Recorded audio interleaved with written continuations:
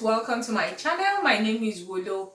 The spelling is Wolo. I think I'll leave the spelling on the face of the video.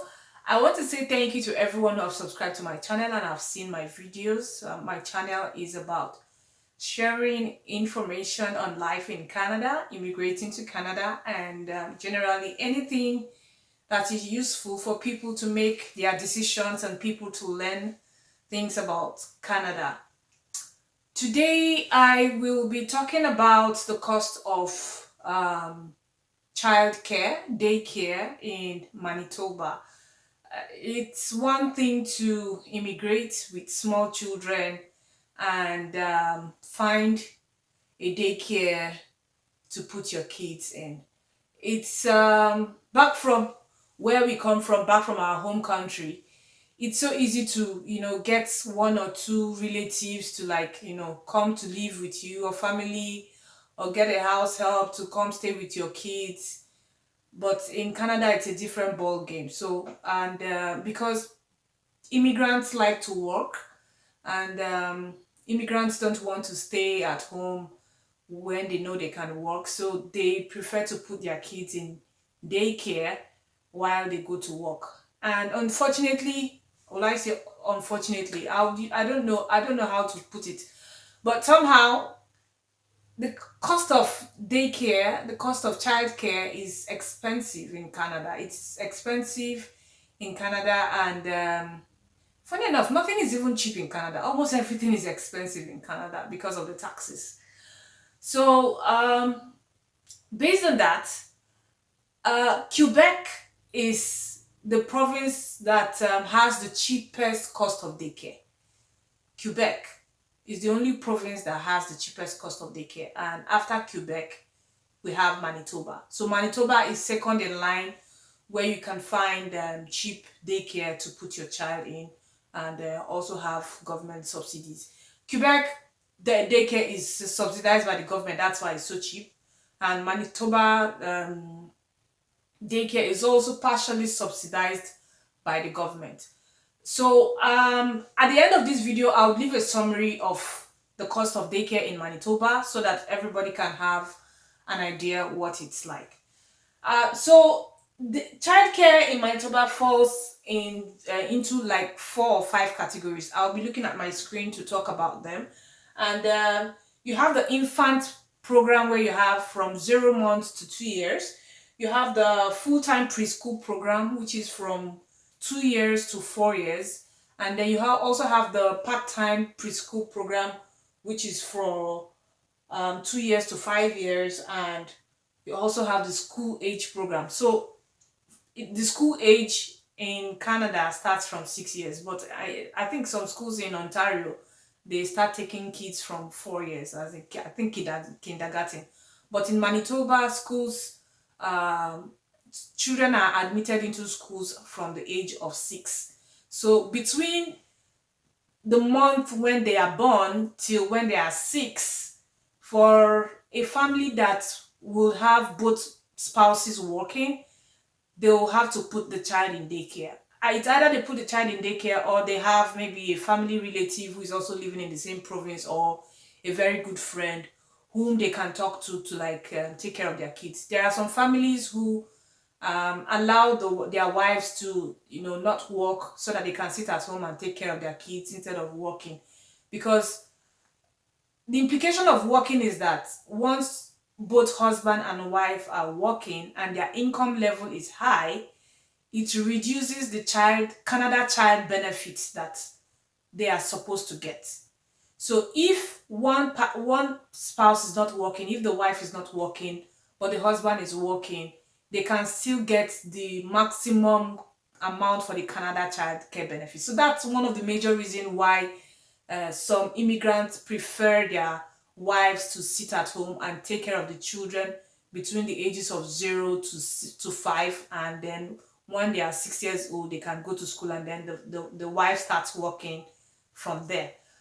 So every family has its own dynamics, and every family has its own decision concerning this. While some family would prefer not to prefer that both partners work, both husband and wife work, and then the child goes to daycare. Some other family will say no, let the wife not work, let the wife sit at home and take care of the kids while the husband works, so that they can still get the maximum amount of the Canada childcare benefits, which Canada child benefit, sorry, which is also determinant based on the the family net income, the income of the working spouse. So I did a video on the Canada child benefits, which you can if you check any of my old videos, you will see one of them which I talked about the Canada childcare benefits and how much a child gets every month. So having established the types of childcare in Manitoba from 0 to 2, 2 to 4, 2 to 5, and then 6 years, which is the school age. What happens in Manitoba is once a new immigrant lands, it's advisable that the new immigrant registers online on the online childcare registry to get a space for daycare. If you want to have if you want your child to be in daycare so that you look for work, it's good you register on that online registry, and also look for daycares around you to so that you can start calling them, because there is a very long wait list. Everything in Canada has to do with patience. Your immigration, you have to wait. You call, you land. There are so many things you just have to keep waiting and waiting and waiting for. There's no shortcut to things in Canada, and that's one of the frustrating things people get to find when they land, that they have to wait for certain things. But that's by the way. So once a new immigrant lands, it's in Manitoba, it's very important that you register quickly with the online daycare, and also go to individual daycare centers that are licensed. There are also licensed daycare, there are unlicensed ones, but it's good to go with the licensed ones just in case anything happens. So go to the licensed daycare centers individually and also apply. And if there is a space, they will call you and then you register. And the good thing is you can get government subsidy as a new immigrant, but the subsidy is just for a short period of time. Is for a short period and also for a long period depending on your situation. So if you land and you apply for a daycare center and you are approved to put your child in daycare, once you're applying, once you're filling the form, you should indicate seeking employment.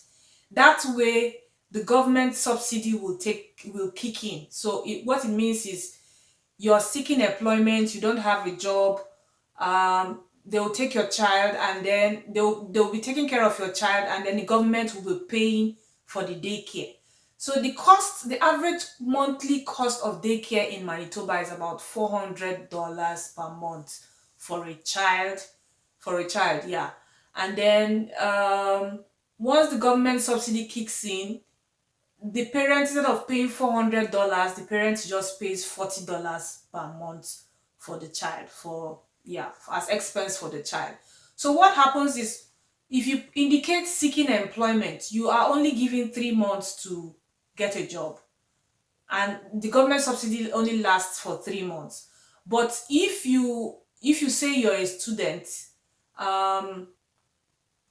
the subsidy continues. So what happens is, when a family lands and they put the child in daycare, both of them will say seeking employment. It is very important that either both of them get a job, because once it gets to the 3rd month, both partners have to start paying the full amount of the childcare subsidy. Because the government doesn't want a situation where people abuse the situation and sit at home and not do anything and just leave their children at the daycare, and the government is paying for the subsidy while they are at home and not doing anything. So it is important that both husband or both spouses look for work. If at the end of 3 months both spouses do not have a job, they will have to start paying the full cost of the daycare, which is about $400. And what it means is either, even if one spouse is working and the other spouse is not working, the family will still pay for the full cost of the daycare, because they assume that the other spouse that is not working should be able to stay at home and take care of the child instead of leaving the child at the daycare center. So that's one of the things that is obtainable here. But another thing that people do is, when one spouse is working, the other spouse is going to school, the government subsidy still is still continues, but not at the fully discounted rate of, let's say, the family paying just $40 per month. So the government will look at the income of the working spouse, and because the other spouse is at school, they will now like more like prorate it, and let's say they'll say the spouse should pay $100 or $150, and then the government pays $250, which is still subsidized compared to the full cost of daycare. So I'll be leaving the chart of the cost and expense of daycare. And in some situations, some families might decide to say, okay, I'll put my child in daycare for some hours and then bring the child back, not the full day of, let's say, 8 to 4 or 8 to 5 or 9 to 5 at the daycare center. So there are options like that. It depends on your situation. So when you land, you just talk to any daycare center that has approved your child for daycare, and discuss your situation with the person. And if you want a situation where it's part-time program for your child to attend daycare, then it's also good. But if you want a full-time program for your child to attend daycare, it depends on your situation, depends on what you intend to do within that period. But note that after 3 months, if you or your spouse does not have a job, the government subsidy will no longer apply, and you start paying the full cost of the daycare, which is about $400. And some private licensed daycare are more expensive than the public funded ones. And it's also good to avoid unlicensed daycare, because if anything happens to your child and the government gets to know, it's going to cause a problem between child and family services. And I think I should do a video about child and family services and what's obtainable, and how new immigrants should try as much as possible not to get into problems with the child and family services, so that they don't seize your children and your children become wards of the government. I'll do a separate video on that. Where we come from, we discipline our kids, we just keep disciplining them anyhow with hit, slap, do all sorts. But in Canada, the child is more like a government child. They tell them, even when they attend daycare, they start telling them, they start monitoring them, they start looking out for signs and behaviors. They look at their body, and if the daycare teacher or whoever is in charge of the daycare center observes any form of mark, any form of anomaly on your child's body, they'll report to Child and Family Services, and Child and Family Services will seize your child and put that child in a foster care home. It's something I'm going to talk about on a separate video. I want to say thank you for watching, and hopefully I have shared an information that is useful, and I hope to be doing more videos. Thank you so much. Like, share, subscribe, tell your friends, and keep on watching. And thank you so much, and have a good day. Bye bye.